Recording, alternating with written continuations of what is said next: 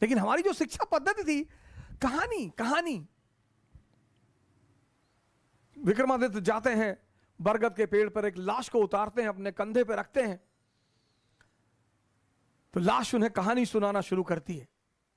अब सोचिए सर, इस कहानी का मकसद क्या है? सुनिए कहानी और उसका मकसद। लाश उन्हें कहानी सुनाना शुरू करती है कि एक आचार्य थे, उनकी बड़ी खूबसूरत सी बेटी थी।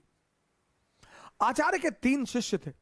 अब देखिए क्या तरीका था पढ़ाने का, संदेश देने का। 3 शिष्य थे और तीनों उस लड़की को बहुत प्यार करते थे और तीनों बड़े योग्य थे। आचार्य जी को भी लगता था कि यार योग्य तो तीनों है, लड़की को भी लगता था कि योग्य तो तीनों है, तो शादी किससे करूं? बाप और बेटी दोनों बड़े कंफ्यूज थे कि विवाह किससे किया जाए।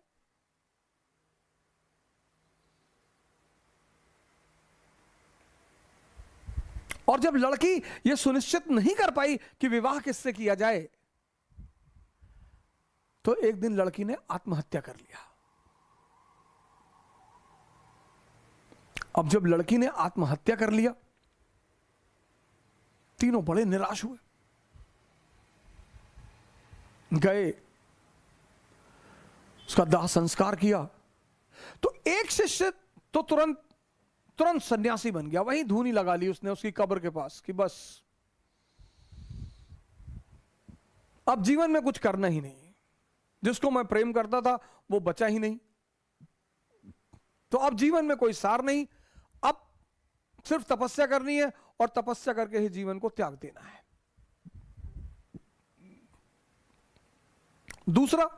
दूसरा फकीर बन गया, घूमने लगा देश विदेश में। उसे पता था कि हिंदुस्तान में कुछ संत हैं जो फिर से जीवित करने का मंत्र जानते हैं। लगा वो उन संतों को खोजने जो फिर से जीवित करने का मंत्र जानते थे। तीसरा जो उसमें था, वो डेली जाता था, उस मृत शरीर पे मसाला लेप लगाता था, साफ करता था, फिर उसे वहीं रख देता था।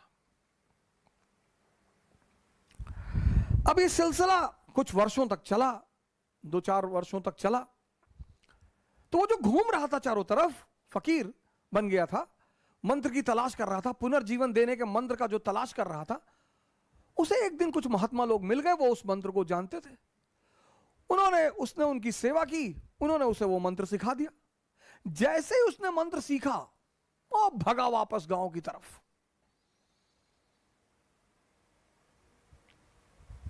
और वापस आकर उसने उस युवती को फिर से जिंदा कर दिया।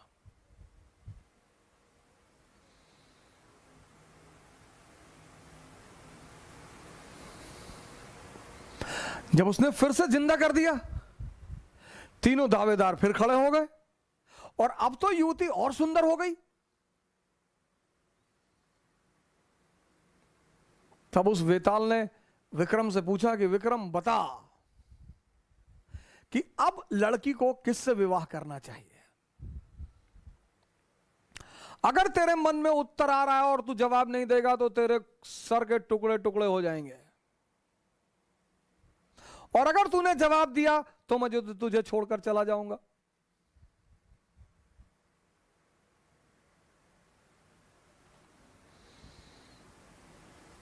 वेताल ने कहा कि अगर तेरे मन में जवाब आ रहे हैं, और ये नेचुरल प्रकृति है, हमारे सामने जब भी कोई परिस्थिति होती है, एक जवाब मन में आता है कि ये कर ले यार, नेचुरल प्रकृति है, नेचुरल जवाब आना ही है।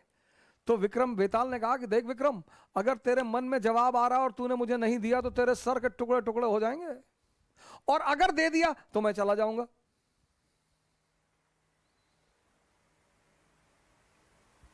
योग्य आदमी, भाई योग्य हो अयोग्य हो, मन में परिस्थिति में अगर परिस्थिति बन रही है तो जवाब आएगा। तो विक्रमादित्य ने जवाब देना शुरू किया। कहा जो मंत्र सीख कर आया और जिसने पुनः जीवन दिया वो पिता तुल्य है। जीवन देना का काम किसका है? पिता का। क्या दर्शन है सर! जीवन देने का काम किसका है? पिता का। तो जिसने मंत्र सीख कर जीवन दिया वो पिता तुल्य है। मुझसे विवाह नहीं होगा। जिसने उस शरीर की सेवा की 4 साल तक, वो पुत्र का धर्म है।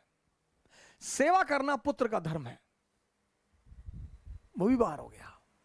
जिसने अपनी ही जिंदगी दांव पे लगा दी, यही प्रेम की कसौटी है, विवाह उससे होना चाहिए।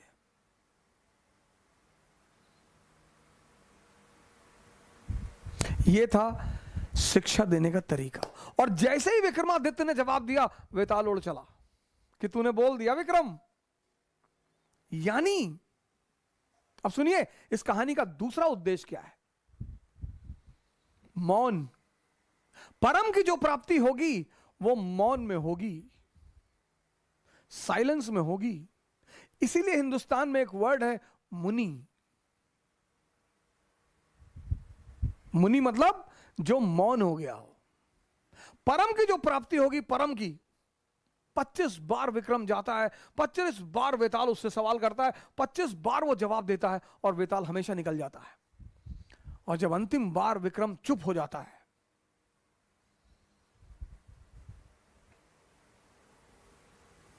यह थी भारत की शिक्षा पद्धति।